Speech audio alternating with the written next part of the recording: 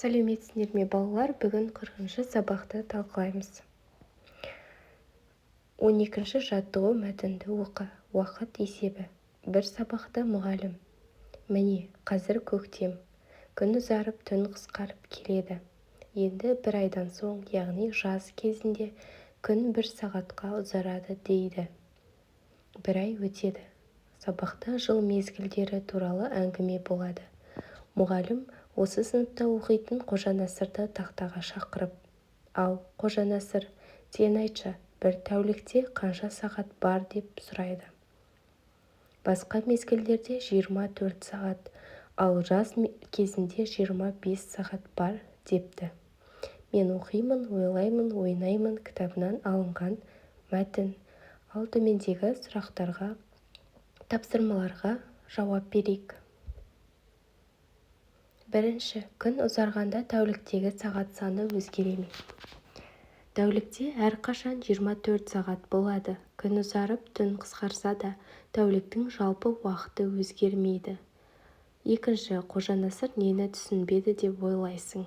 Қожанасыр күн ұзарады дегенді тура мағынада түсініп, тәуліктегі сағат саны көбейеді деп ойлады. Шындығында күн ұзарады деген күн жарық болатын уақыт көбейеді дегенді білдіреді. Үшінші сұрақ. Қожанасырдың орнында болсаң қалай жауап берер едің? Мен былай жауап берер едім. Бір тәулікте әрқашан 24 сағат бар. Тек жазда күн жарық уақыты көп, ал қыс мезгілінде қысқа болады. Төртінші тапсырма. Қарамен берілген сөздердің мағынасын түсіндір.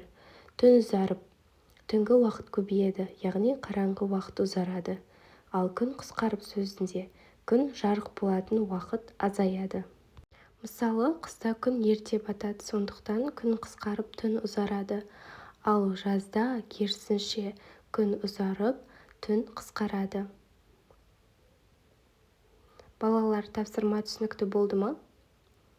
Жарайсыңдар. Келесі жаттығу шығармашылық үзіліс. 13-ші жаттығу суретте көрсетілген 12 әріптен 21 сөз шығарып көр. Ол үшін ешқандай әріп тастамай рет-ретімен оқи бер.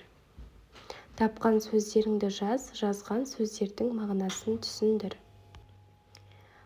Шыққан сөздер: менде толықтай 21 сөз шықпады. Бірінші, Алатау, яғни Алатау.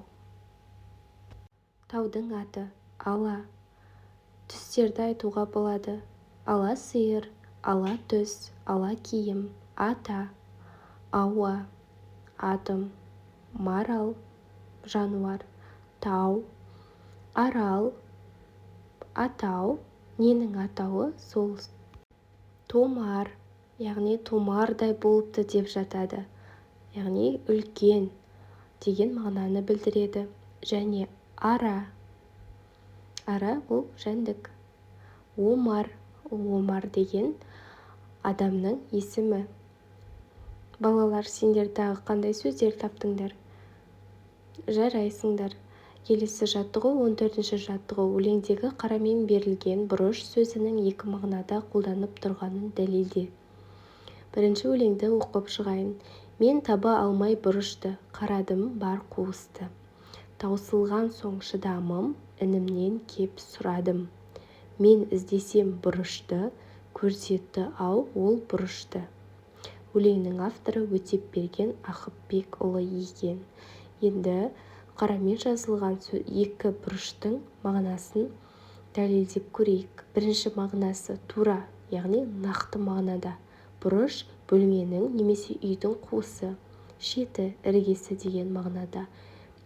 Мен таба алмай бұрышты, қарадым бар қуысты. Мұнда ақын нақты бір заттың, мысалы ойыншықтың, нәрсенің, бір үйдің бұрышынан іздеп тұрғанын айтады. Ал екінші мағынасында ауыспалы, яғни астарлы мағынада. Бұрыш тыныштық, орын, жай, пана деген мағынада. Мен іздесем бұрышты, көрсетті ау ол бұрышты. Бұл жолда бұрыш өмірден өз орнын табу, паналау, жай табу дегенді білдіреді. Ал қорытындылай келе, өлеңде бұрыш сөзі біріншіде үйдің шеті, нақты жер, ал екіншісінде пана, өз орнын табу мағынасында қолданылып көп мағыналы сөз екенін дәлелдейді. Тапсырмалар түсінікті болса, балалар сау болыңдар. Келесі видеоны көру үшін менің каналыма тіркелуді ұмытпаңдар.